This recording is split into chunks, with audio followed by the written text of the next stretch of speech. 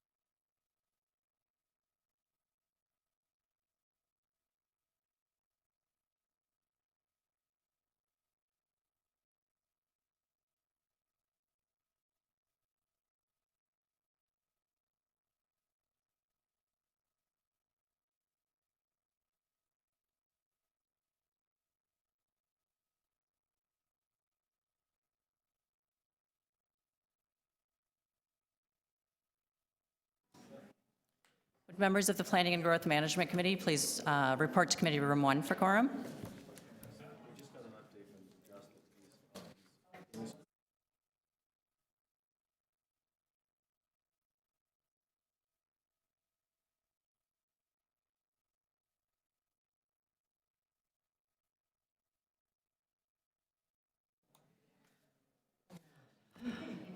Good morning, everyone.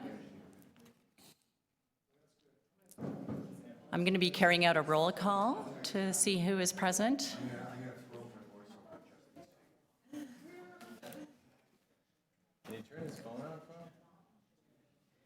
All those present are Councillor Campbell, Chair Shiner, Councillor Perks. Seeing that we do not have quorum, we will be resuming this meeting after the lunch break at 1:30. I think we might be resuming. I don't think we're going to have quorum at that time after, so if we don't, the items on here will be carried over to the next meeting. So I expect that the items here will end up being carried over to the next meeting of this committee. And it's disappointing because we had the same problem at the last meeting getting quorum, and we've had problems in other times with members of council being able to get here on time. And Councillor Campbell, you've made it, I think, to every meeting. And Councillor Perks, you did a wonderful job of running through the streets, leaping over tall buildings, and not letting the kryptonite stop you from getting into the building here. But unfortunately, my office was told Councillor Barlow won't be attending, and we just heard that today. I don't think the clerks was notified in advance. Councillor DiCiano was trying to drive his cars over the traffic that was there. And Councillor Fillion, about 20 minutes ago, was up at Bayview and Shepherd, which is the 20-25 minutes impossible to get down here in time. So, you know, publicly, I would say if members of the committee want to be on the committee, they should be here. And the two members that are here made every effort to get here, in particular Councillor Perks, who's still out of breath. Didn't even stop for a smoke. Guess what I'm doing now? Absolutely. So to those that are here, thank you. But those that aren't, I think on behalf of the rest of us, we express our disappointment in that.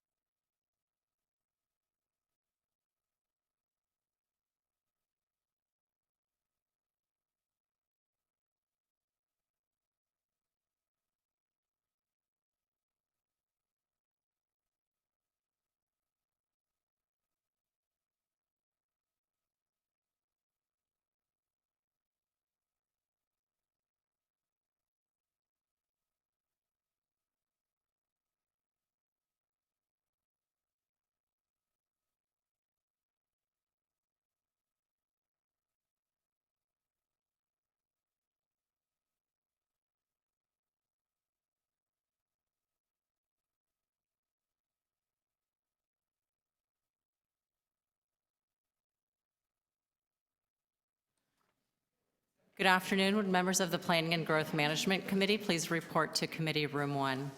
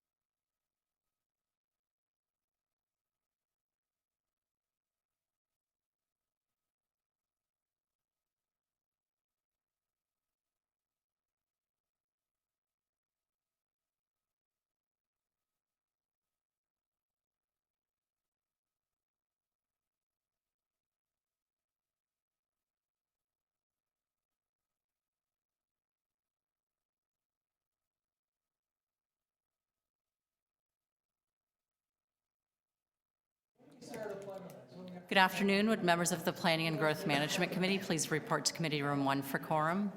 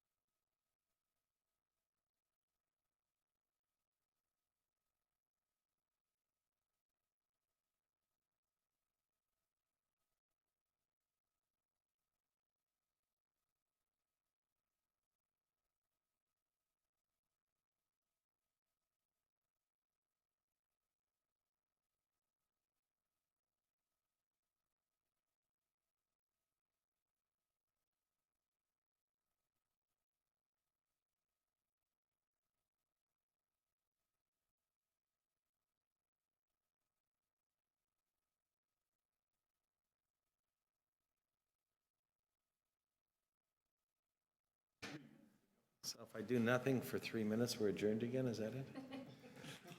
Now we got quorum, let's go for it. So, having achieved quorum,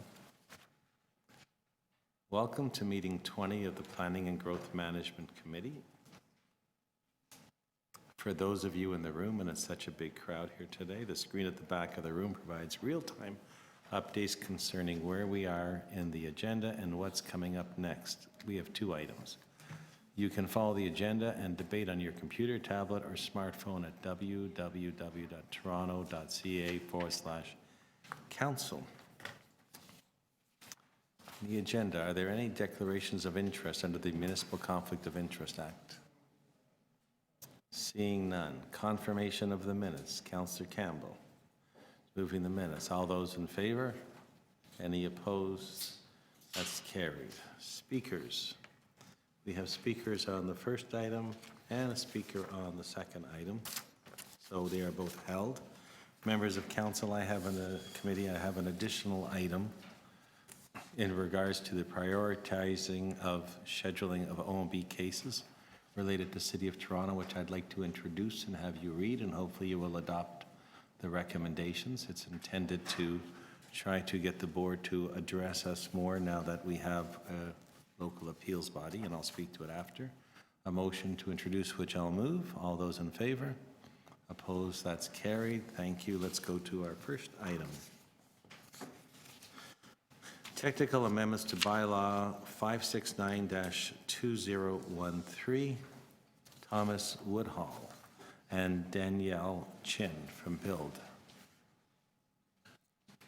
Thank you for coming back. We're here. I do have some amendments to move on that, which you would know after, but we're here to hear from you as well first. We have 5 minutes for a speaker, after which we can ask you questions. Are you going to be taking all 10 between you? We're going to try and keep it to 5. Okay. Clock is up at the side. Let's hear. Okay. Good afternoon, Chair and members of the Planning and Growth Management Committee, and thank you for the opportunity to speak to you this afternoon. For those of you who don't know me, my name is Danielle Chin, and I'm here in my capacity as Senior Manager, Policy and Government Relations with BUILD. So for those of you who may not know, BUILD is the voice of land development, home building, and renovation industry in the GTA. We're a not-for-profit trade organization, and we represent 1,450 member companies. So today I'm joined by one of our key technical transportation consulting firms, Thomas Woodhall of BA Group. And you may recall that Thomas attended and presented at the February 23rd committee on this specific item. So before we dive into our thoughts on the proposal, I did want to take a moment to thank you for your leadership in referring this item back to the committee to allow for additional discourse and possible refinement. Our association and its members have submitted numerous letters to the committee and council with concerns and recommendations, and we're here to reiterate those comments to you today. Among the changes, the report proposes amendments to the zoning bylaw to be consistent with the Provincial Accessibility for Ontarios with Disabilities Act.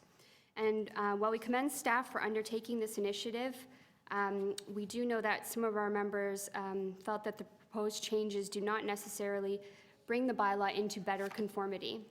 So BUILD has specifically heard concerns for the proposed changes in relation to the AODA, and that is the length, the width of the accessible parking spaces, the rate at which the accessible parking would be supplied, as well as the lack of transition period for in-process development applications. Following the February committee meeting, BUILD Working Group met with city staff for the first time on March the 22nd. We appreciate the time that staff took to listen intently to the issues that we had raised. And I'm going to turn it over to Thomas now, who will speak more about the technical aspects of these changes.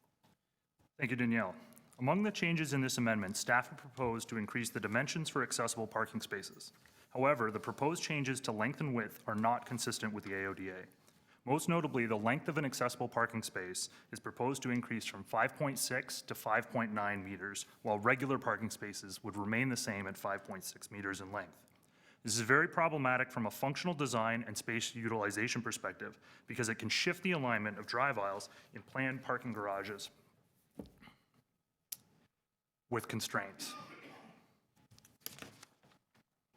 For the length, city staff have not provided any technical research or rationale which demonstrates a need for increasing the length of an accessible parking space. Our determination is that there is no physical or operational benefit to increasing the length of the parking space by 0.3 meters.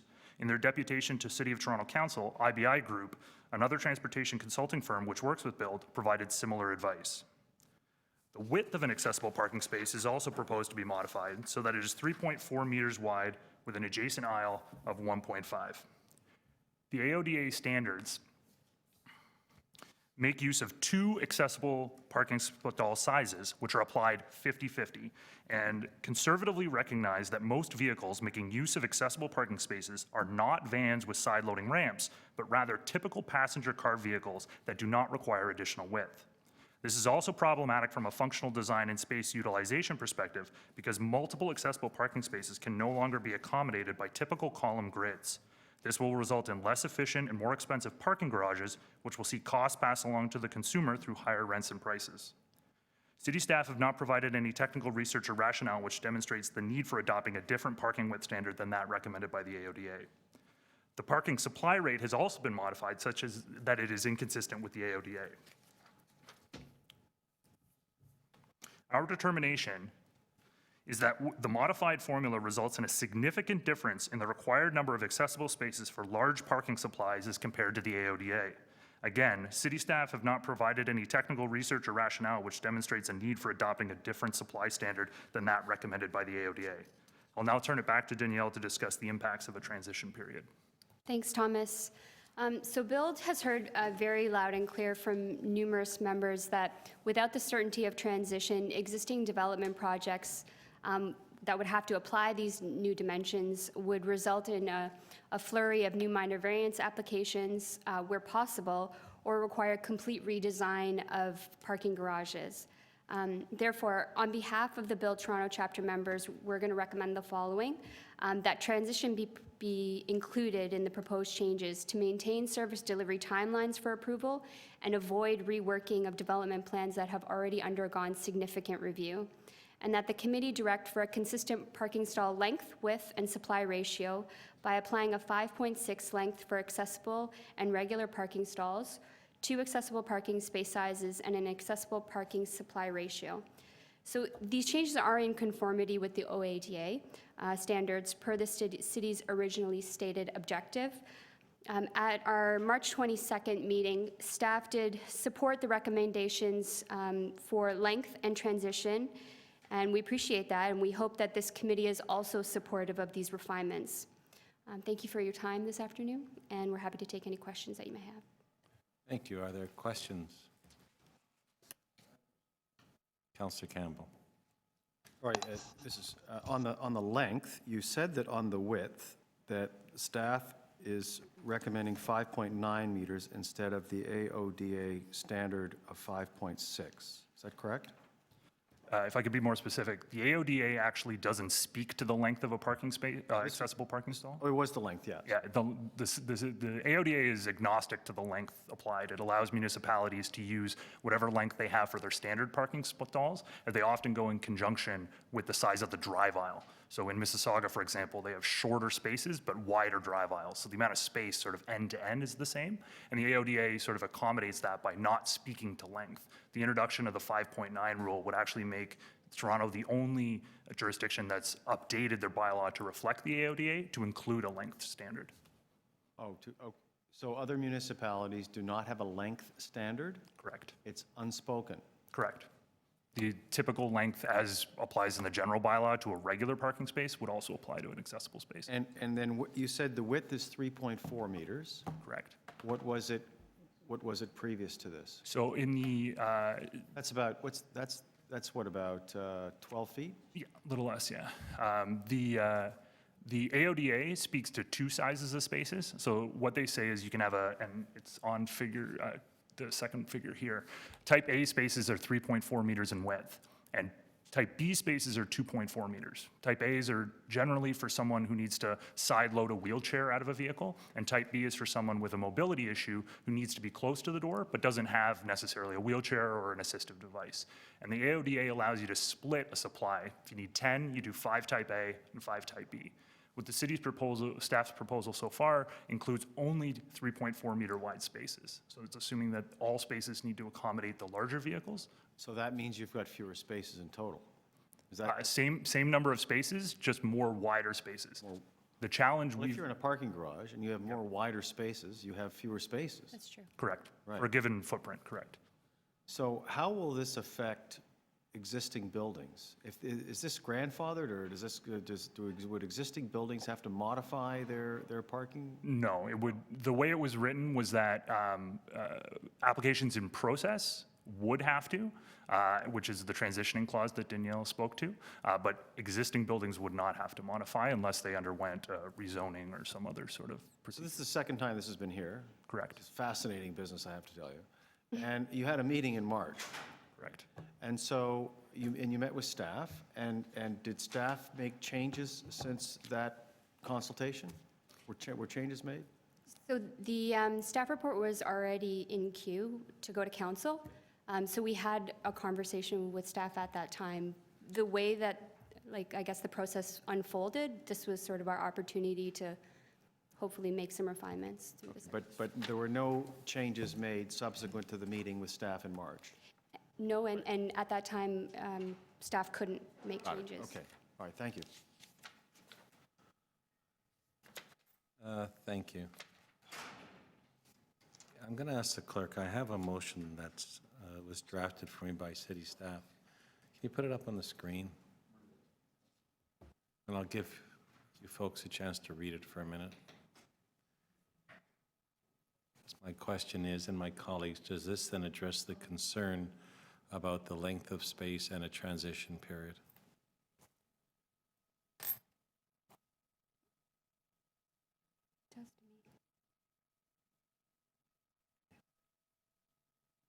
Either of you, yeah. it's There's re- no it's sense by reflective- moving a motion. Yeah, no, hearing it's from you reflective of our conversation, and we appreciate that it's been put forward. I would note that the length is included and the transition is included. The other two issues I spoke to, which would be the width, the mix between the two types of stalls, and the parking supply rate, which is calculated differently from the AODA, are not included in that motion. Correct. This applies to what your deputation was in regards to existing applications that are here that might have to be changed, but that then permits on new applications the standards that the city staff have proposed to go forward in regard as to width and number of spaces, but it does correct the length on all of the new ones as the existing ones. Correct. So is it something that you can live with? It's an improvement that I think the membership would be pleased with to see, yeah. Okay. So I don't have any other questions of the deputants. Do any of you, or I'll speak? Okay, so I will move that motion, of which the first part is the technical. Oh, sorry. Eileen, I forgot about you. Thank you very much. Eileen, Thank you. please come forward. My apologies. We have Eileen Denny here.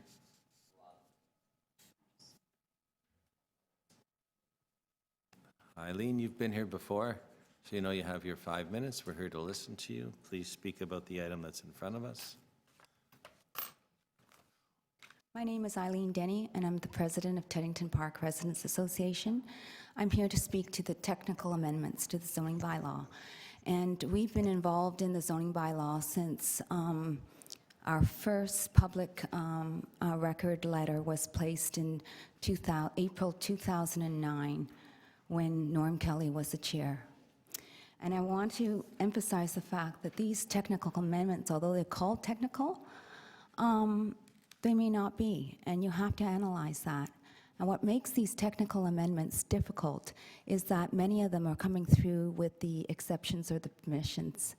And when you start from the back end of the zoning bylaw, you can't reference the address or the area and move through the bylaw to figure out where it is.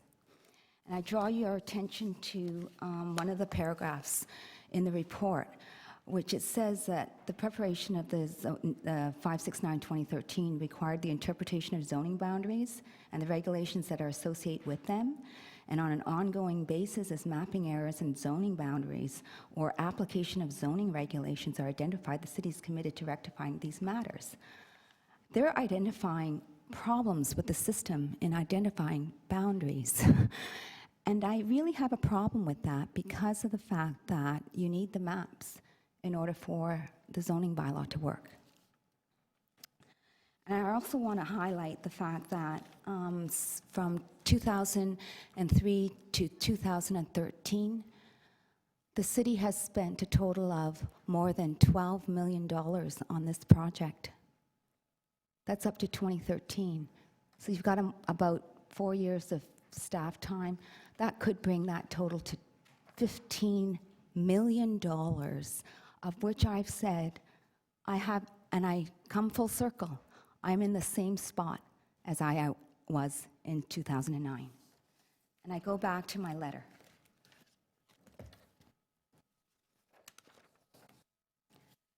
Why is the city considering changing the residential zoning definitions at this time? During the harmonization process, there has been no mention that these residential zones would be changed, but rather the details in determining some of the more specific common elements when these bylaws would be harmonized. We also asked, why invest in a sophisticated computer program when the city is creating one bylaw? We recognize the need for access to zoning bylaws. The sophisticated computer system, in fact, will ease the comparability and use for everyone who needs access to this information, even in its existing form. So if you had 43 separate zoning bylaws and you used the computer system to allow that access, we would have been able to compare those bylaws today. Why is the proposed harmonized zoning bylaw trying to capture all the legal non-conforming uses and site-specific amendments in an attempt to normalize their specialized zoning situation? Many old established neighborhoods throughout the city have non-conforming uses based on the organic nature of land use planning, and that has evolved over time. These non-conforming uses have not been perpetuated, as the expectation is that permitted uses within the zone would prevail. Is the proposed harmonized zoning bylaw consistent with the neighborhood provisions in the city's new official plan policy? I have that same question today, and we're 2017. Is the proposed harmonized zoning bylaw, and they call it harmonized, and it is not harmonized. If you can review all the Committee of Adjustment decisions, they're not harmonized. Is the proposed harmonized bylaw consistent with other city initiatives? And here we said the suggestion of ever-larging residential building, both in footprint and height, compromises the initiatives to increase the city's tree canopy, the absorption of water runoff, the collective reduction in open landscape space, etc. Is this sustainable or desirable? We are concerned with the accuracy of the information, and that's the same here. We are concerned with the details the document has disclosed, as well as the silences and omissions on others. Why are we considering the bylaw amendments in all these various places when the residential areas have not been considered separately and uniquely? Thank you, Eileen. And then I draw, if I may, just conclude to a last paragraph. And in that appeal, I highlighted, I think, 24 impact issues. And I just want to close off by saying, overall, the substantive issues, individually and collectively, resulting from the new zoning bylaw are contrary to the neighborhood protection policies of the official plan, and it places our city neighborhoods at risk to an uneven distribution of property rights, an imbalance of individual rights and public benefits. Thank you, Eileen. An unprecedented level of intensification not expected in Eileen, neighborhoods thank you. that are meant to remain stable Thank and you not very much. identified in areas for intensification, and an accelerated destabilization rate of change to the physical character that will be adverse and permanent. And I close with that submission. Thank you, Eileen. You know you're well past your time. Are there any questions of the deputant? So I'm going to ask the chief planner then a question. My understanding, this was technical amendments to the length of the spaces and requirement for spaces for accessible parking. Is that what's in front of us? No, you have, That's correct. Okay, and the other issues brought up by the deputant, are they in front of us? Yes, in the same report. Are there any changes to the bylaw that we enacted? Are we making any changes to those? Through you, no. So this is the same bylaw that we adopted, and the only change that we're making today was the change that went to council with a longer space. I know more of the space is a wider space. There were concerns by the industry about applications that were in process, that we've come back to lengthen the space, so shorten the space so it won't affect the aisleway. And then we've allowed the applications that are in process to continue for a period up to 5 years with their current standards. Am I correct? That's correct. Thank you. Are there any other questions of staff? Councillor Fillion. Councillor Shiner's motion, was that the staff recommendation or Councillor Shiner's recommendation? I'm just not totally clear. Through the chair, we worked with Councillor Shiner on the motion, and it is our recommendation as well. Okay, thank you. Okay. Sorry, just a further question. It just, I'm struggling with the 5 years. If somebody's gotten if somebody's got an application that's approved, I can see not going backwards. But if there's an application that's, just coming in, why couldn't they meet the new standard? Through the chair, the reason for the 5 years, we originally, in fact, had 3 years in the bylaw, and in our negotiations at the board, it was extended to 5 years, so that would be in keeping with the previously negotiated transition. that was, sorry. And when does provincial legislation, when is that required to be in place? Through the chair, it's currently already in place. And with the 5-year extension, are we complying with the provincial legislation? Through the chair, yes, we are. And as a practical matter, and I'm not sure who the complaints would go to, maybe not the planning department, but do we get many complaints currently from people who require a wider spot that they have difficulty parking? Through the chair, we do not receive those complaints in the city planning department. I'm not sure where those complaints would in fact be directed, but that's not a complaint that we have been receiving in the city planning department. Okay, thank you.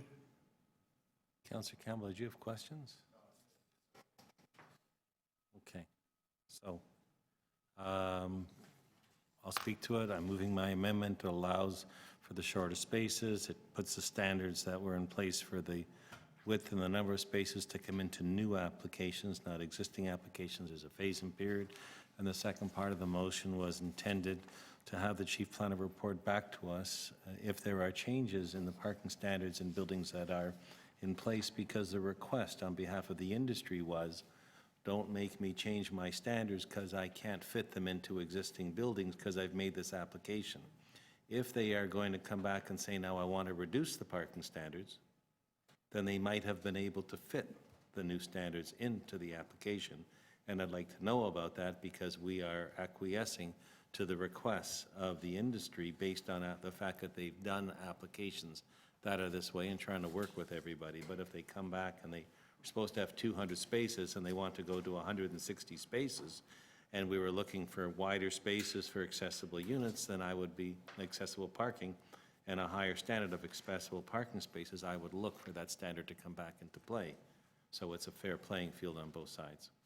So with that, there's no questions. Any other speakers? Then we'll call the question. All those in favor? Opposed?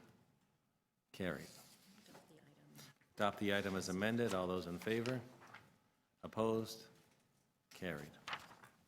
Thank you. We have a second item here. The second item is the amendment of purchase order 6035908 for legal services into support of appealed employment lands. Eileen, you wanted to speak to that one. Do you still want to speak to that?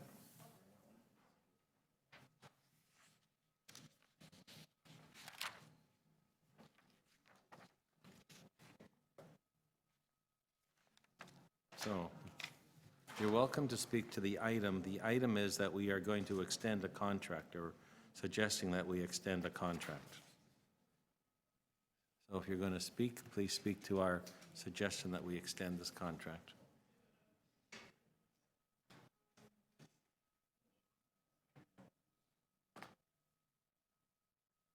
What I wanted to draw to the attention of the Standing Committee is that this one involves the employment lands.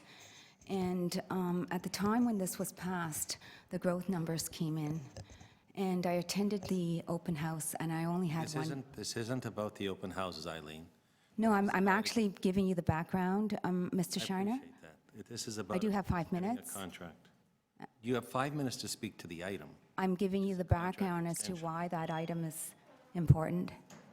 The growth numbers came out, and I only had one question, was how was the city to address the growth numbers? Because the employment lands are expanding residential uses, because they have redevised the employment land designations. And the answer I received was that the city has 3 years to do that. So what I'm asking is, why would we plow through and allow for increasing residential uses when today we are already outpaced residential units to 2041? Except Should that, not the city Eileen, pull that item- back that from item is this not- and not spend the $500,000 Eileen, I'm going to stop you right at this now. moment? That item's not in front of us. It is. You're talking about paying $500,000 We are talking for about supporting solicitors. the legal. It's not what we've done. That decision is made. The decision was made that you're talking about. The only decision we have to make is, do we continue with the solicitors we have or hire other solicitors to defend us on a decision that we've made? We are not revisiting that decision. So if you don't like... That is part of the equation. No, If you, it's not part of the equation. well, We then, made that decision as to our policies. That's not in front of us. I'm not asking about policies. You're I'm asking, saying- so the issue is, and the recommendation is, that we continue to hire this legal firm to do this work. But if you have significant change circumstances, That's not would the you not issue in revisit front of it when us. you're talking about a contract? No, ma'am, that's not the issue in front of us. Thank you very much. The issue in front of us is this legal firm, and whether we are going to extend the contract with this legal firm to continue on the decisions that we've made. We are not revisiting those decisions, and you should not take up this committee's time because you may have something that you think we should revisit. We aren't. It's not in front of us. It's not on our agenda. I just came here because I thought you may want to hear it and consider it, and if it's not, then I can understand. It's not. But to cut me off at this moment like the way you're Because, doing Eileen, it. you're an intelligent woman. You read this stuff, and it's very clear what it is. We aren't revisiting it. I always appreciate comments from the public, but on the items that are in front of us. I can't deal with the decision that's here because that decision in front of us. We've simply had this extend longer and for more cost that we thought it would be, and the staff have recommended that we continue with the same solicitors, and that's the item that's in front of me. So if you don't like the solicitors or the work that we're doing, I'm more than happy to hear that, but it's not on the item. I would suggest that you're addressing the matter with a closed mind, and thank you. I've heard your comments, and I will not engage. Thank you. I don't have any other deputants. We have the item here to extend this. Is there a mover of the recommendations from staff? Moved by Councillor DiCiano. Are there any speakers to it? Not seeing any. All those in favor? Opposed? That's carried. I did circulate an additional item, which I would ask you to consider. I did this after speaking to staff as we are starting with the T-Lab. our local appeals body, and it'll be starting up as of May the 3rd. With that, and I put some justification and notes on the back, which staff were the planning division were very helpful with. But the simple fact is that half the time at the Ontario Municipal Board was spent on appeals of committee adjustment decisions from the City of Toronto. That time is now available to the board. There are some very important planning matters that have been sitting at the board now for quite a number of years. As we've opened up some space at the board, we feel it's important that that space possibly be given, or should be given, to the appeals that have been sitting for years. For example, the comprehensive zoning bylaw, of which every committee of adjustment application that's made is put to two tests, the old bylaw and the new bylaw. We passed it in 2013. It's 2017. It's 4 years later, and it's still not approved, and it makes it very difficult to be able to hear hearings at the Committee of Adjustment under two standards and deal with them and have appeals. And there are a number of other official plan amendments that are in front of the board, such as OPA 258 and OPA 320.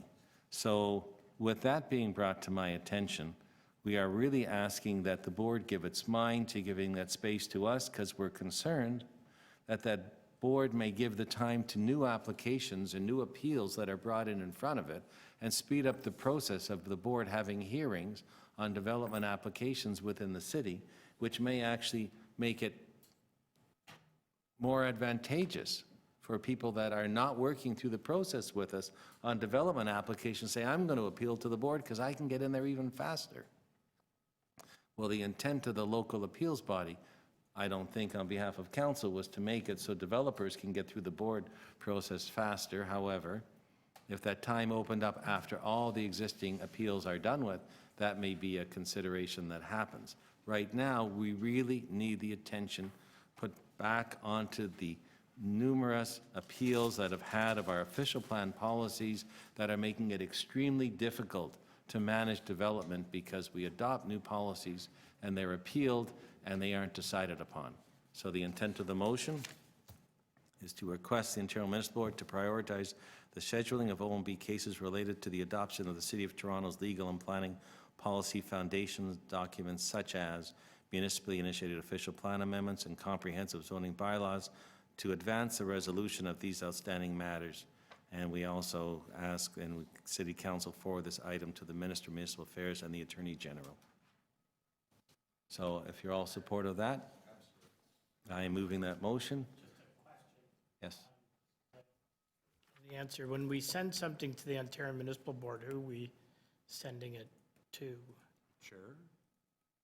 I would imagine it would go to the chair. Yeah, okay. So that's our request.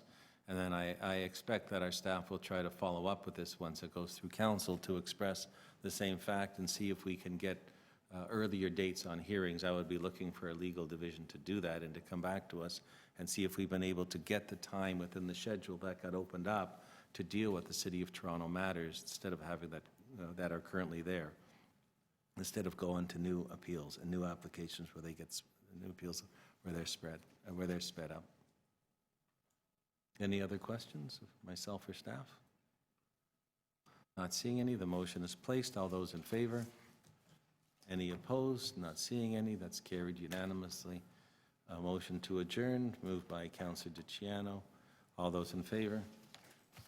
Opposed? That's carried. Thank you.